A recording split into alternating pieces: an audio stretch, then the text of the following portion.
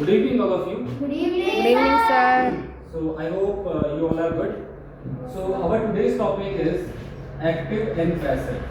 Note it down. Our today's topic is active and passive voice. Active and passive voice. But before starting this topic, I'd like to tell you, if you want to have a good command over spoken, if you want to have a good conversational skills, then you must be knowing three topics very well. Before starting this topic, I am telling you very important thing. Listen very carefully. You must be having good command over 3 or 4 topics. So first topic I have already taught you, and the students who have not seen the video or we were unable to record that video at that time, so we will record it again from 6th of July, because from 6th of July we are going to start a new batch, right? So the topics that is very important if you want to have a good command over language, those are first tenses that I have already taught you. This plays very important role in communication. Many people say that without tenses you can speak English, but I don't think so. They are wrong. Basically, if you want to make a structure, if you want to speak in English, then you must be having good knowledge of the rules of the grammar. That means you must be having good knowledge of tenses. I have already told you there are 3 types of tenses: present tense, past tense, future tense. That is according to the time. And according to work, we have already divided the tenses in 4 parts. That is indefinite, that is continuous, that is perfect, and that is perfect continuous. तो कोई भी structure अगर आपको बनाना होगा, जैसे कोई भी sentence है उसको आपको ट्रांसलेट करना है, चाहे आप इनिशियल फेज में क्या होगा, बिगिनिंग में क्या होगा, when you are going to learn the English in beginning phase, वहां पे क्या होगा, आपको ट्रांसलेट करना पड़ता है, जरूरी होता है। और मैंने पहले भी एक बात बोली है, अगर लैंग्वेज को सीखना है तो कहीं ना कहीं इसमें न्यूरो साइंस का भी बहुत बड़ा रोल है।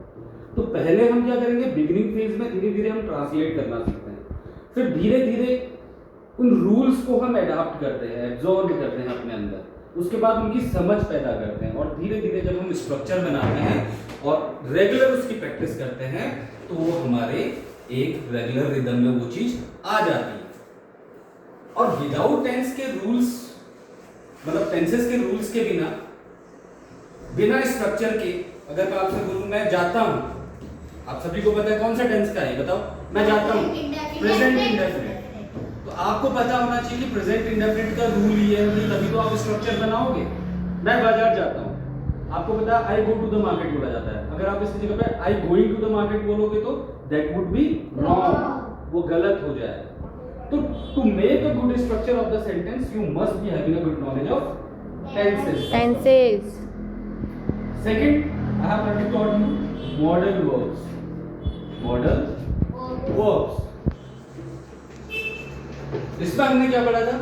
Modal verbs में I have already taught you about uses of should, could, would, may, might, can, could, है ना, ये सारी चीजें हमने पढ़ी। तो ये जो टाइप की मॉडल वर्ब है, ये कहीं ना कहीं आपके रेगुलर सेंटेंसेस में यूज होती हैं। लेट्स से अगर मैं आपको एग्जांपल देता हूं, आपको ट्री को प्लांट करना चाहिए, तो कैसे इसको बोला जाएगा? You should plant the trees. अगर एट द सेम टाइम मैं इसको बोलूं, इसको और ज्यादा कंपल्सन में ले आऊं, तो हम क्या बोलेंगे? You must plant the trees. और बिल्कुल कंपल्सरी मोड पे अगर हम बोलना चाहेंगे, तो मैंने एक चीज आपको बताई थी, ऑट टू बोला था ना, तो क्या होगा? You ought to plant the trees, या you must obey the traffic rules, obey the traffic rules. तो दैट मींस ये जो मॉडल वर्ब्स है, ये आपके रेगुलर कम्युनिकेशन में यूज होती है। तो आपको क्या है, मॉडल वर्ब्स की भी नॉलेज होना बहुत जरूरी है। जो बेसिक मॉडल वर्ब्स, ऐसे मॉडल वर्ब्स तो बहुत सारे हैं, और मैंने सारी मॉडल वर्ब्स भी आपको नहीं पढ़ाई है। मैंने क्या बोला है, कुछ लिमिटेड मॉडल वर्ब्स हैं जो आपकी डेली कन्वर्सेशन में यूज होती है, जिसके बारे में आपको पता होना जरूरी है। बिना उनके भी स्ट्रक्चर नहीं बन पाता है, क्योंकि देखो अंग्रेजी क्या है, लैंग्वेज क्या है, इंग्लिश क्या है, भावसागर है, ग्रामर बहुत बड़ा है। इसमें कोई एक चीज नहीं है, टेंसेस एक पार्ट है, मॉडल वर्ब एक पार्ट है, ऐसे बहुत सारे पार्ट्स हैं। तो कुछ पार्ट्स ऐसे हैं ग्रामर के जिनकी अंडरस्टैंडिंग अगर आपकी अच्छी है, अगर आपकी पकड़ इन टॉपिक्स पे अच्छी है, दैट मींस आपका 50 to 60% काम हो जाता है। आप एक बेसिक जो स्पोकन है उसको स्टार्ट कर सकते हैं। तो first I told you about tenses, second I told you about modal verbs, and third preposition, ये हम ऑलरेडी पढ़ चुके हैं। Preposition I have already taught you.